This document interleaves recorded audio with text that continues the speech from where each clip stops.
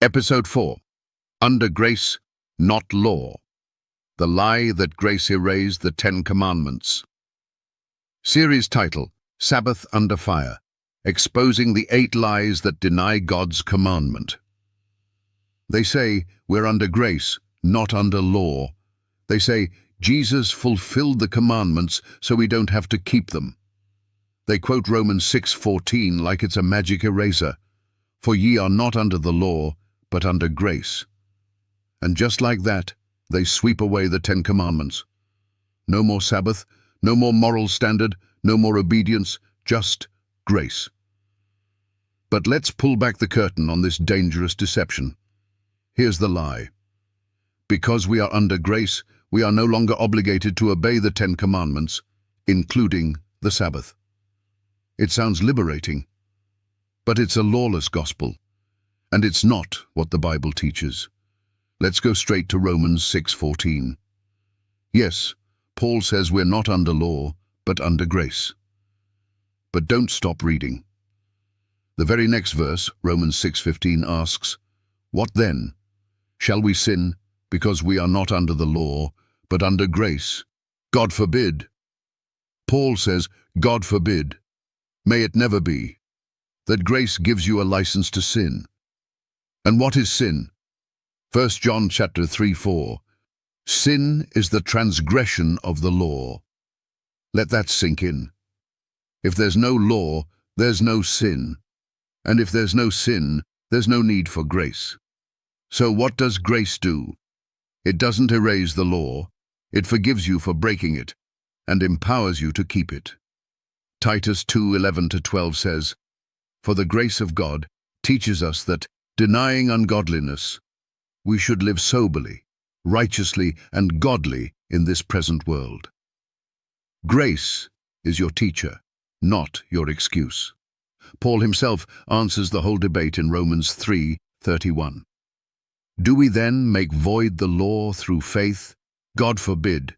Yea, we establish the law. So here's the question. If Paul, the apostle of grace, says we establish the law by faith, who told you grace cancels it? Who told you the 4th commandment is excluded?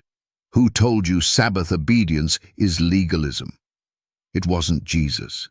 He said in Matthew 5:19, "Whosoever therefore shall break one of these least commandments shall be called the least in the kingdom of heaven." And it wasn't the apostles. James 2:10-12 warns, "For whosoever shall keep the whole law, and yet offend in one point, he is guilty of all. So speak ye, and so do, as they that shall be judged by the law of liberty." Wait, judged by what? The law of liberty.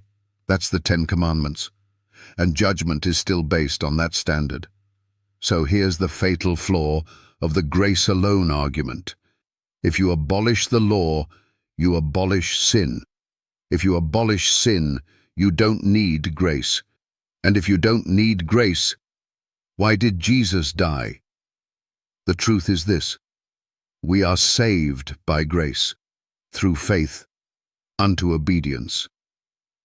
Ephesians chapter 2:8-10 makes it clear, "For by grace are ye saved through faith, created in Christ Jesus unto good works." And what are those good works? Obeying God's commandments, Ecclesiastes 12:13, Revelation 14:12. So here's the challenge to every pastor, priest, and preacher teaching that grace cancels obedience. Show me one verse where grace gives permission to break the Sabbath.